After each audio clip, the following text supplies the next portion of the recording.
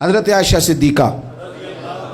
رضی اللہ تعالیٰ عنہ فرماتی ہیں ایک عورت تھی اور اسے نبی پاک صلی اللہ تعالیٰ علیہ وسلم نے وہ کلمہ پڑھ کے مسلمان ہوئی، مدینہ طیبہ آ گئی تو حضور نے مسجد نبوی شریف میں اس کے لیے مکان ایک سادہ سا کمرہ ساتھ مسجد کے بنوا دیا، وہیں رہنے لگی۔ اکثر وہ سیدہ طیبہ کے پاس آتی تو حضرت عائشہ صدیقہ رضی اللہ تعالیٰ عنہ فرماتی ہیں وہ بڑی باتیں سناتی اور آخر میں کہتی وہ ہار والا دن بھی بڑا عجیب دن تھا اور میرے رب کی قدرتوں کا دن تھا، وہ بھی بڑا عجیب دن تھا۔ سیدہ عائشہ صدیقہ رضی اللہ تعالیٰ عنہ ایک دن فرمانے لگی کہ تو ہار والے دن کا بڑا ذکر کرتی ہے، وہ کیا دن تھا؟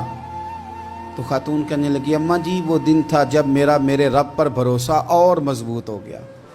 جس دن میرا اپنے رب پر توکل اور بڑھا، میرے ایمان میں یقین میں اور پختگی آئی۔ کہنے لگی میں ایک گھر کی کنیز تھی، نوکرانی تھی، اس گھر میں ایک بچی تھی جس کے پاس سونے چاندی ہیرے جواہرات کا ہار تھا۔ اس زمانے میں چمڑے کے اوپر لوگ ہیرے جواہرات لگاتے تھے، کئی دفعہ سرخ رنگ کے چمڑے پہ لگائے جاتے تھے، وہ بچی پہنتی تھی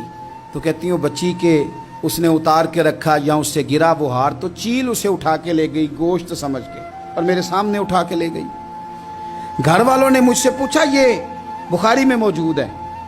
گھر والوں نے پوچھا مجھ سے کہ وہ ہار کہاں ہے تو میں نے کہا چیل اٹھا کے لے گئی۔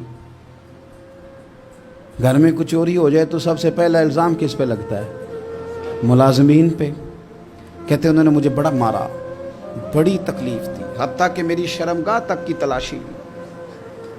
میری عزت اتنی خراب کی میں بتا نہیں سکتی۔ وہ خاتون عرض کرتی ہے سیدہ عائشہ کی خدمت میں کہ مجھے بڑا مارا، مجھے تکلیف دی، میں کہہ رہی تھی کہ میرے سامنے چیل لے گئی ہے پر وہ نہیں مان رہے تھے، اماں جی انہوں نے مجھے بڑا مارا۔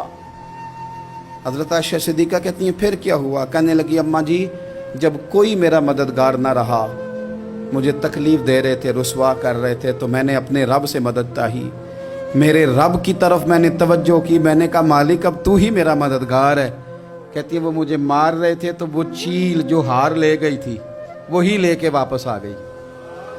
اور ہمارے سروں کے قریب لا کے اس نے جب اس ہار کو پھینکا وہ مجھے چھوڑ کے سائیڈ پہ ہوئے، وہ میری بے گناہی جان گئے، لیکن آپ کو بتاؤں اس دن سے میرا اپنے رب پر یقین اور بڑھ گیا۔ مجھے سمجھ آ گئی کہ جب انسان پورا ٹوٹ جاتا ہے اور جب کوئی چاروں جانب اس کا مددگار نہیں ہوتا تو رب تو ہوتا ہے نا، اللہ تو اس کا مددگار ہوتا ہے نا، وہ تو پھر اپنے اس بندے کی مدد کرتا ہے نا، پھر وہ تو توانائی دیتا ہے نا، وہ تنہا نہیں چھوڑتا، وہ تو آنسوؤں والوں کے آنسوؤں پہ بڑا کرم فرماتا ہے، وہ تو قسم پرسی میں آ جاتا ہے، اس کی رحمت بڑھ کے استقبال کر لیتا ہے۔